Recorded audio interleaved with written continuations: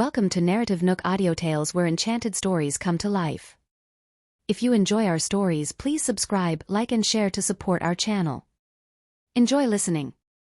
Only one guy was left. Hans was gripping his collar tight. Seeing his buddies had all bolted, he blurted out fearfully, "Hans, what are you doing here? Where's Molly?" Hans' voice was seething with rage. The guy went pale. This was the first time he'd seen Hans lose his cool. "She's in room 3201 downstairs." They were on the top floor where the party was going down. Below were the hotel rooms. Realizing what was going down, Hans made a beeline for room 3201. In the room, Molly was tossed onto the bed. She knew she was in deep shit, but she was too weak to fight back, fear coursing through her. President J slapped her face. "You're biting off more than you can chew, standing up to me. You haven't seen half of what I can do. Today, I'll make you understand, until you yield." His plan was to have his way with her and then blackmail her with the photos so that she would toe the line at the office. "Don't come any closer." Molly felt really sick. President J was right there, but she felt flush, as if she was losing control. Such a young thing. President J caressed her soft face. The bright dress she was wearing today made her really stand out, pure yet alluring. Molly's fists clenched tight, her nails digging into her palms, close to breaking skin. "It's useless. The drug will make you lose control. Stop struggling." President J grinned wickedly, like a devil. "As long as you obey me, I'll be gentle. I know it's your first time. Get lost." Molly was drained. Her voice was laced with disgust, but it came out sounding like she was acting cute. Tears ran down her cheeks as fear engulfed her. President J yanked her dress down. She didn't even have the strength to pull it back up. She didn't know how she'd ended up like this. Tears welled up again. President J pulled her dress down to her waist, exposing her skin and the last of her modesty. So beautiful. President J was admiring her like a piece of art. He pinned down Molly's hands, so she couldn't move. Tears were streaming, and she cried out in desperation, "Hans, help me." Right then, all she could think of was him.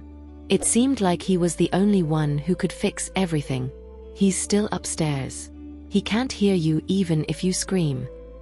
President J paused, then slapped her hard. "You slut, always trying to seduce young, handsome guys? You think I can't satisfy you? Leave me alone." Molly wept, feeling too weak to resist. She couldn't break free. President J looked at her teary eyes, his heart aching. "I like girls like you. So cute, so lovable." He was about to rip off her last piece of clothing.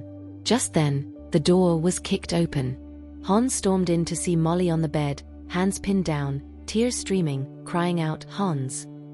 The man standing over her was holding her hands above her head, about to unbuckle his belt. Seeing Hans, he froze. "Hans? What are you doing here?" He backed away in fear. Hans, consumed with fury, rushed over. He took off his jacket and covered Molly, then kicked President J.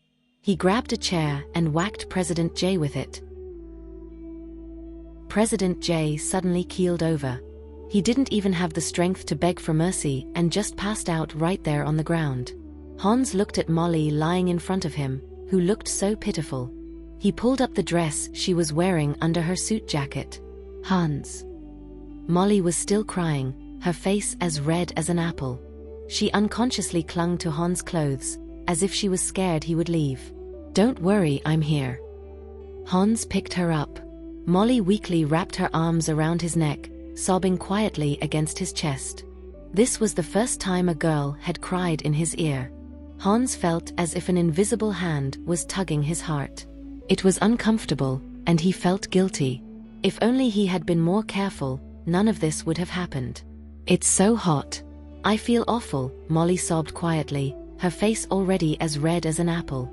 Hans held her as they entered the elevator. "Just hold on a little longer. The doctor will be here soon." Molly leaned against his neck, in agony. "Molly." Hans' voice was full of restrained control. Her breath on his neck was a bit warm and somewhat seductive. I feel horrible, Hans. Molly's small face was rubbing against his face, her soft lips brushing against his skin and even his earlobe. Hans' breath quickened. Behave. I really feel horrible. I know. From the moment they were in the guest room, Hans knew she had been drugged. Finally, they reached the garage, and Hans put her in the back seat of the car. But Molly didn't want to let go. Don't leave. I'll be right here in front.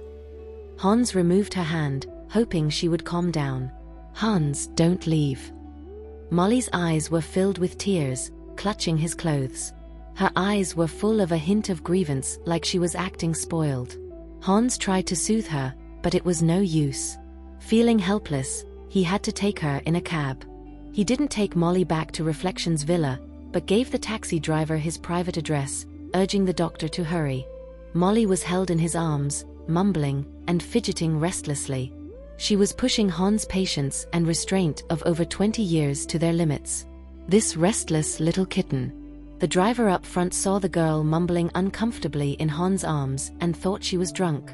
Young man, how could you let your girlfriend drink so much? Alcohol is bad for the body. She looks really uncomfortable. You should make her some greasy breakfast food when you get home. A man should take care of his woman, don't you agree? Hans agreed with the last part. Molly's soft lips brushed against Hans' earlobe. She mumbled softly, Hans. This touch, this call, completely shattered Hans' sanity. He turned his head, and their lips met. Oh, these young people. The driver didn't dare look again and focused on driving. Hans felt Molly's lips against his, and he became statue-like, motionless. Molly tasted sweet, and her arms were tightly wrapped around his neck, deepening the kiss. She felt terrible, but the kiss eased her pain. She was desperate and eager to get more from Hans. Molly kissed Hans for a long time. He eventually closed his eyes, and his fingers ran through her hair, deepening the kiss. Molly's kiss was unskilled. It was clear she had no experience. But like an unripe fruit, it attracted him to explore further. After a while, the car stopped in front of Hans' private villa. Hans got out of the car with Molly, but she was still passionately smooching him. This spectacle was witnessed by Dr. Blake, who was waiting at the door. Blake was gobsmacked. It was full on right from the start. Was this something he, as a doctor, should be seeing? Who would have thought the usually cool and composed Hans had this side to him? And where did this gutsy little girl pop out from? Whatcha looking at? Hans' finger pressed on the fingerprint scanner. As soon as they entered, the system detected the master's return, lights automatically lit up, and the curtains neatly closed. Hans set Molly on the sofa, then glanced at the newcomer. Turn around. Huh? Oh. Although Blake had no idea what Hans was up to, he turned around anyway. After Hans slightly adjusted Molly's dress and covered her with his suit jacket, he then called Blake over to examine her. I'm going to give her a shot first. It'll speed up the drug's effect, but the process will be painful. She would just have to grit her teeth and bear it for the next hour. Upon hearing this treatment method, Hans immediately said, pick another one. Blake was confused. If there were other options, why would he choose this one? The drug she took is the latest on the market. Only this method can save her, and the others are harmful to her body. Hans gave him a look as if he was judging his medical skills. He whipped out his phone to call his sister, explained the situation, and then told Blake, my sister said she just needs bloodletting. Thanks, but I practice Western medicine, I don't understand mysterious medical arts. Hans looked at him even more disdainfully, hung up the phone, and said, think of something else. Blake didn't have any other tricks up his sleeve. If you insist, there is one. He looked at Hans as if hinting at something. But this drug is too strong, I'm afraid her body won't be able to handle it. In the end, Hans could only let him give her the shot. If it weren't for Arabella being tied up, he wouldn't have needed this shot. After the shot, Blake told Hans to carry Molly back to her room to rest. I'm leaving now. She'll have a slight fever later, and it's normal. Close the door on your way out. Blake had been friends with Hans for many years, and this was the first time he was looked down upon this much. After leaving the villa, Blake was a bit down. He knew Hans had a beloved sister, but when did she start understanding medicine, and even know about that mysterious medical arts? On the other side, Romeo turned a misfortune into a blessing, successfully keeping the girl at his villa. If he could, he'd rather there was danger outside all the time so that he could keep the girl with him without a hitch. After Arabella took a shower and came out, Romeo had already prepared a hairdryer for her. He gently said, "Come here." He naturally had a cold demeanor, but at this moment he seemed gentle, like a warm-hearted big boy, making people feel like they were basking in the spring breeze. Arabella sat in front of the vanity mirror, watching him gently comb her hair in the mirror. "Carl said it's dangerous outside, so you better stay here a few more days." Arabella listened as he spewed out nonsense with a straight face, and she said with interest, "I'm just at school, I won't go anywhere else." "Come on, that's not gonna cut it," Romeo said as he was blow-drying her hair. "What if it affects your classmates? I just happen to be free in the next few days, so I can stay home with you. Besides, there's a lab here," Romeo patiently persuaded. "You love doing experiments, right? Whatever materials you need, I'll have them sent over, and I promise not to bother you when you're working." Of course, when she was not experimenting, they could get a little cozy. But he wouldn't say that out loud. "All right then."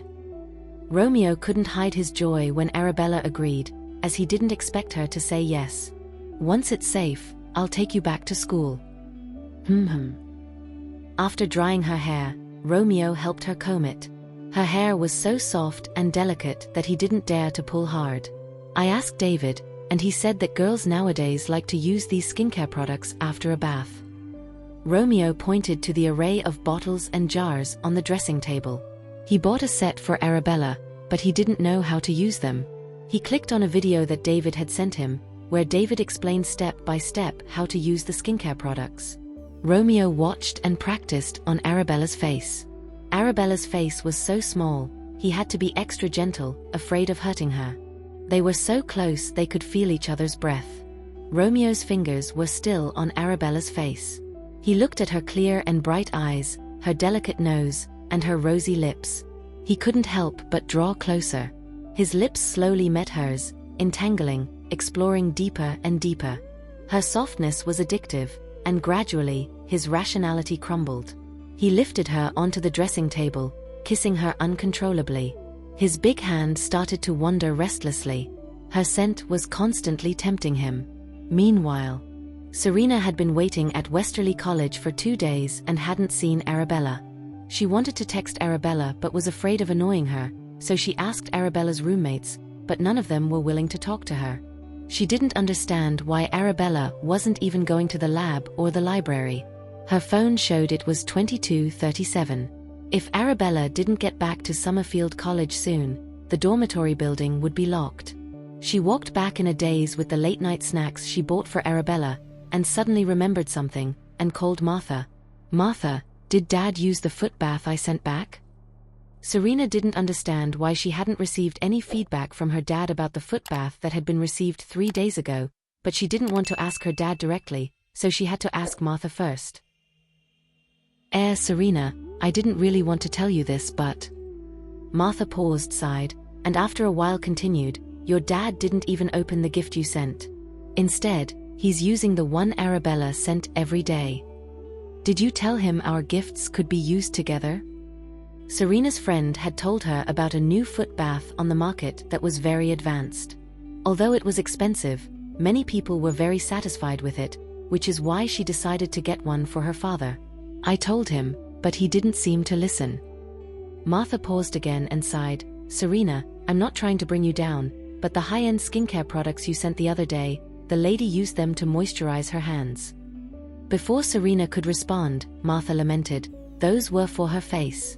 How could she use them on her hands? The unlabeled product Arabella sent before, she used it on her face.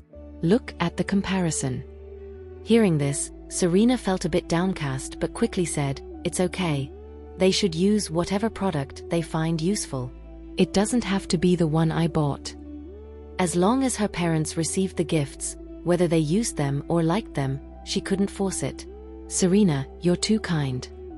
Martha started to say some unpleasant things. The stuff you send me, I can hardly bear to use them. If it wasn't for the anti-aging cream you sent that's about to expire, I wouldn't have even opened it. Martha, I know you mean well, don't worry. Okay, it's getting late, you should also get back to your dorm and rest.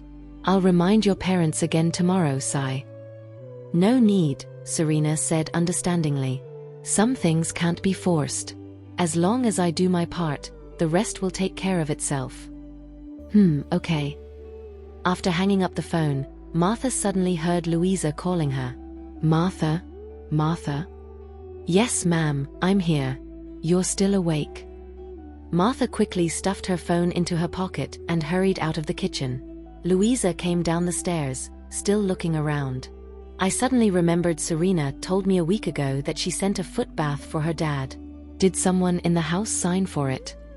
Serena said it should have arrived 3 days ago, but there was still no news. What was going on? I'm not sure either. But there were a bunch of deliveries from brands 2 days ago. I don't know if Serena's package got mixed up with them. Let me check. Martha had already hidden the package. When she heard Louisa was looking for it, she pretended to find it. Here it is. Some servant must have put it in the storage room. Ma'am, do you want to open it now? Open it. I'll take it up to Kenneth. Louisa felt relieved. Serena is becoming more sensible. She sent me a set of skincare products a few days ago, but my skin is sensitive, so I can't use them. I tried them on my hand. The effect was pretty good. Yes, Serena has always been good. It's a pity, she's not a real Collins. Martha faked a sigh. We can't say that. Louisa said seriously. In our hearts, she's part of the family. You can't treat her as an outsider. Ma'am, rest assured, I've always been loyal to Serena. I know. Louisa took the foot bath and was about to go upstairs. She stopped and said, Bella and Serena are both my children. You need to treat them equally. Yes, ma'am. Martha didn't agree in her heart, but on the surface, she maintained a respectful demeanor. Watching Louisa go upstairs, a cold glimmer flashed in Martha's eyes. The next morning, Kenneth was praising while having breakfast, the stuff Serena sent is really handy. I added the herbs Bella prepared into it, and I slept so well last night. Honey, you should try it too. I promise it'll give you a good night's sleep. Why don't you give Serena a call later, let her know, and give her some feedback? Louisa ladled a bowl of oatmeal and handed it to Kenneth. Also tell her, the skincare products she sent are amazing. I love them. Sure, I'll do that right away. Just as Kenneth was about to whip out his phone, Martha brought in a spread of breakfast, chuckling. Let me make the call. Your breakfast is getting cold, and Serena bought me some stuff a few days ago too. It's a good chance for me to thank her. All right. Louisa smiled a motherly smile. To think Serena was so considerate, not only getting gifts for her parents but also thinking of Martha, who'd been taking care of her since she was a kid. Such a grateful child.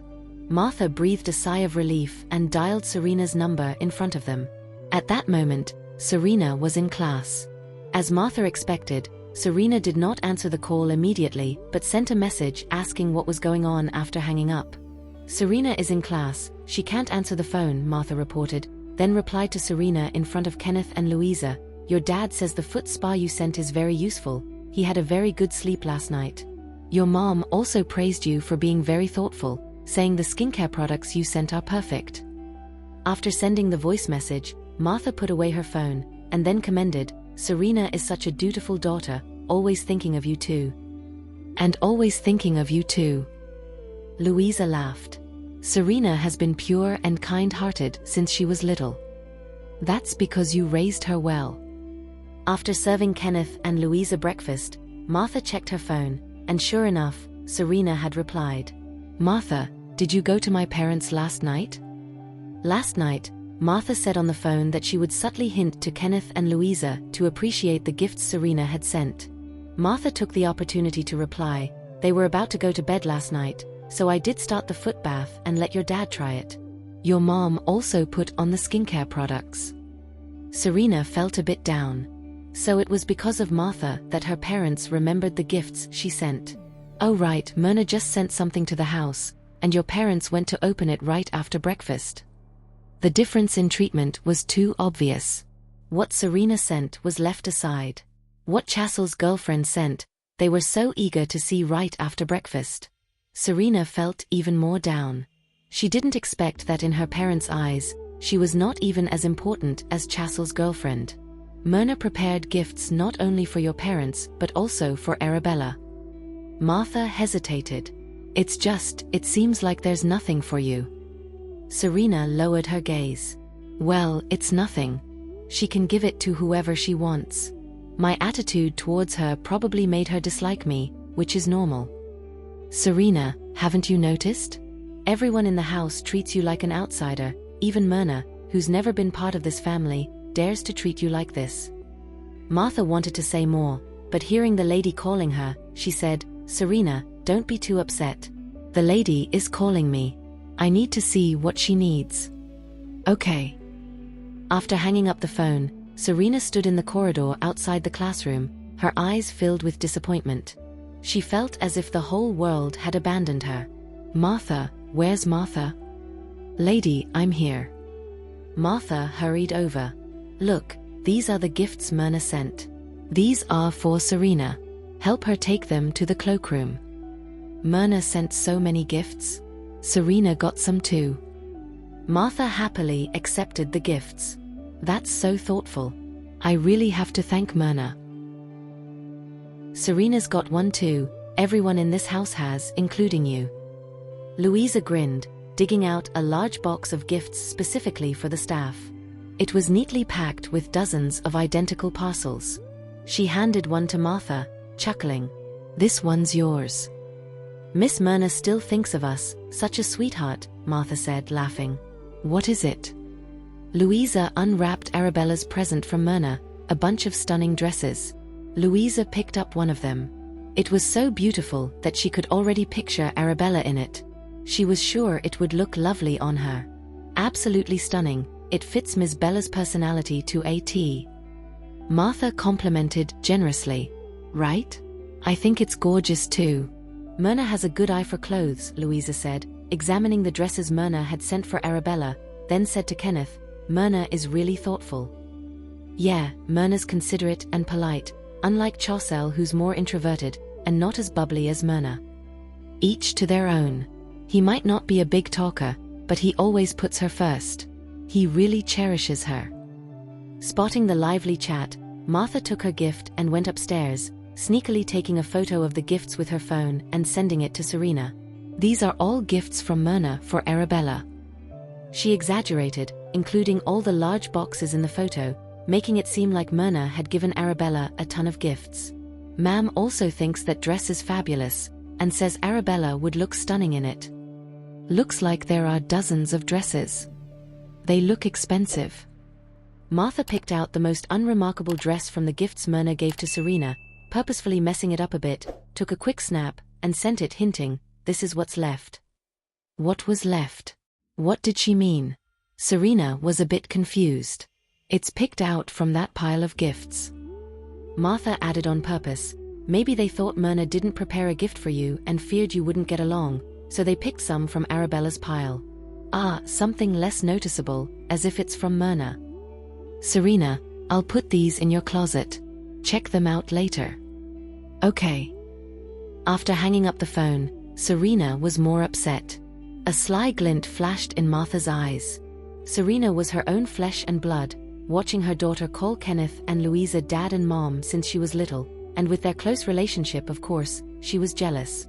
This was a perfect opportunity to slowly draw her daughter's heart closer to her biological mother. She hoped to use the Collins family to help Serena gain greater success.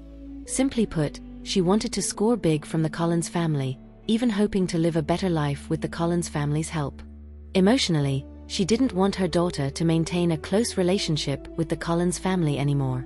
She wanted her daughter to depend more on her. Arabella had just finished brushing up and was about to head downstairs when Romeo swept her off her feet and planted a kiss on her. Morning, love. Arabella had been smothered with his kisses all night. Although nothing else happened, it still messed with her sleep. "Put me down." Romeo held her tighter. "Would you rather I hold you or keep kissing you?" Seeing she gave no response, Romeo descended the stairs, pinning her against the window for another kiss. He guessed she must be fine with both since she didn't say a thing. Romeo continued to kiss her until a servant accidentally shattered a glass. "I'm sorry, I didn't mean to." The servant looked mortified. She couldn't understand why she would break a glass at such a moment. "It's okay." Arabella shot her a glance and said, "Just be careful not to cut your hands while cleaning up." The servant was on the verge of tears, and she didn't expect Arabella to be so kind and gentle. It was her first day on the job, and she had messed up, but Arabella comforted her. During breakfast, the servant saw Romeo either peeling eggs or feeding Arabella, even wiping her mouth with a napkin. It was hard to believe. The butler seemed unfazed by it all. Was she the only one surprised? "Something's up with Metro City Realty this morning. Their renovation quality is problematic, and stock prices plummeted." Romeo fed Arabella a piece of bread. Arabella casually replied, "Metro City Realty has always been good at PR. No matter how big the problem, they can always handle it well." "Are you suggesting that we should buy a lot of stock when others are selling?" Romeo didn't expect Arabella to be so sharp. He just made a casual remark, and she figured out his real intention. His plan was for them to buy together when the stock price was low and sell together when the price was high, making a quick buck. "Okay, we'll buy some later." Arabella didn't expect Romeo to share such an opportunity. "Oh, and let's sell our DreamTech Innovations stock together." "How did you know I own DreamTech Innovations stocks?" Arabella was surprised. DreamTech Innovations was a very well-known bedding company. There will be negative news about them this afternoon, so the stock price will plummet. Romeo continued to feed her, looking at her gently. The servant was moved by their sweet interactions, completely engrossed in the warm scene. Meanwhile, when Molly woke up, she found herself in a strange bed, with the events of last night replaying in her mind. She remembered the welcome party last night. Someone accidentally stained her dress when the fireworks were blooming. She wanted to go to the restroom to freshen up, but not long after she got there, she felt weak. Then someone barged in and took her to a guest room, where President Jay said some unspeakable things and tried to rip off her dress. She had no memory of what happened next. Was she in President Jay's house now? Was she brought here last night? A surge of anger welled up in her heart. Hearing footsteps approaching from outside, she didn't have time to think, quickly grabbed a glass from the bedside table, and made for the door. The door swung open, and Molly threw the glass in fury. The next moment, Hans had her wrist in a tight grip, his eyes filled with confusion. What happened to her? Her reaction after waking up was so unusual. Could it be side effects from the drug wearing off last night? Luckily, Blake was downstairs, so he could take a look. "Hans, it's you." Molly dropped the glass in shock. Hans managed to catch the glass that was about to fall in the nick of time. "Sorry, I thought you were President Jay." Molly seemed a bit puzzled, totally clueless about what just happened. "Did you think I was President Jay?" Hans guessed her thoughts and said in a calm tone, "From now on, you guys won't meet again." "Ha." Molly caught on after a while and then ventured, "Hans, were you the one who saved me last night?" "Hans, did she lose her memory? Your neck." Molly noticed a bunch of hickeys on his neck. Hans looked a bit downcast. "You forgot." "What should I remember?"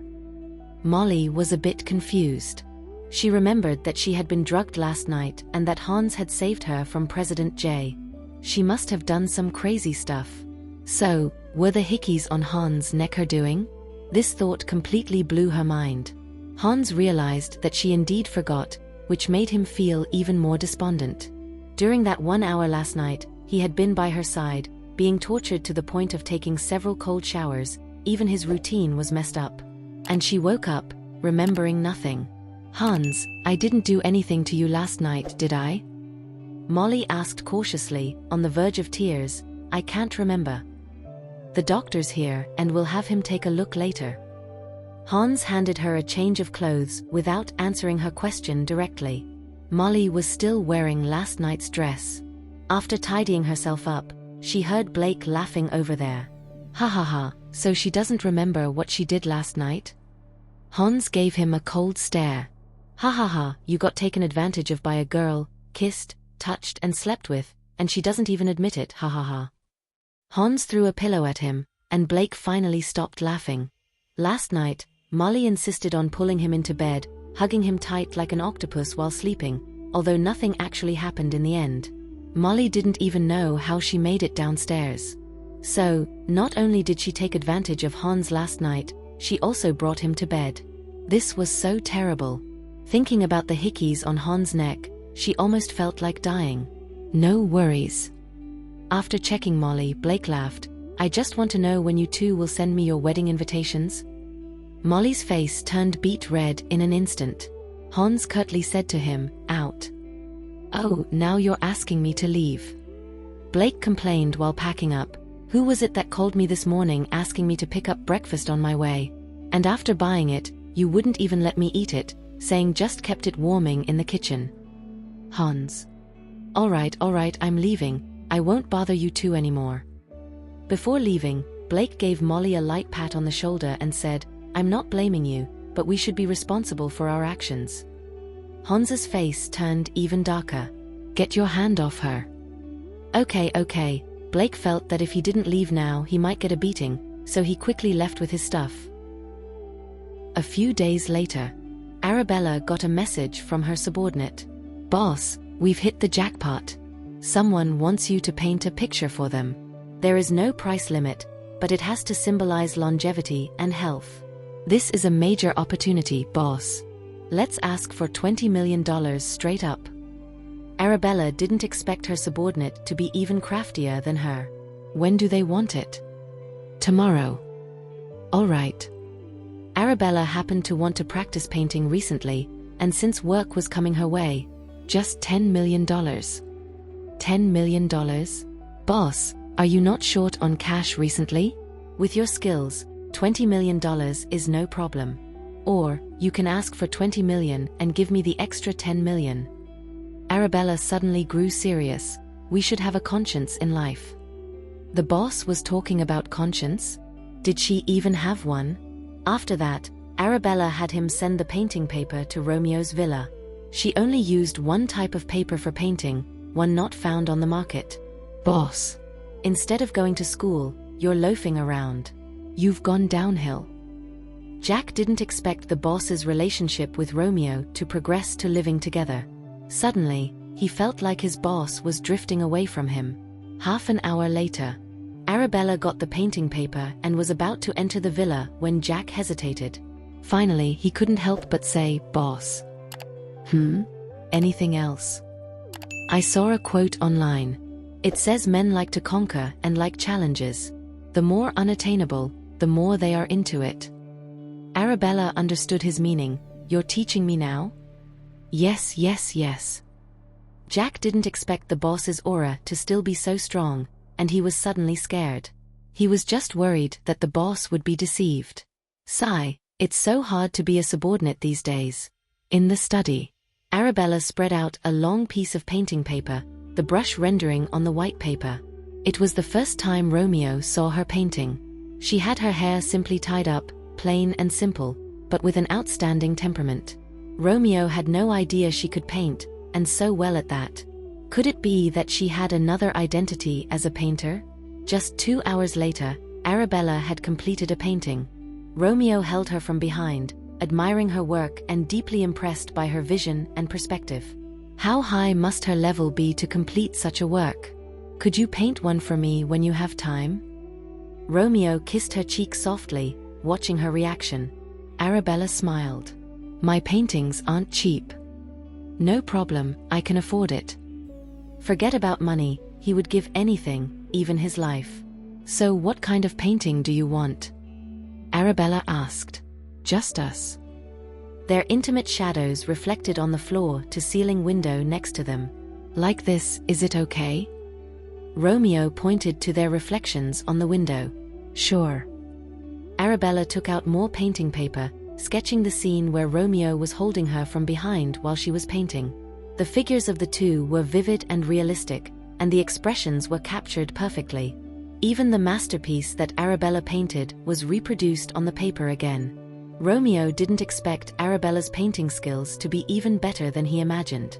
"Have you been painting since you were a kid?" "Yep." Arabella didn't hide it. "It was also taught by one of my grandfathers." Thank you for listening.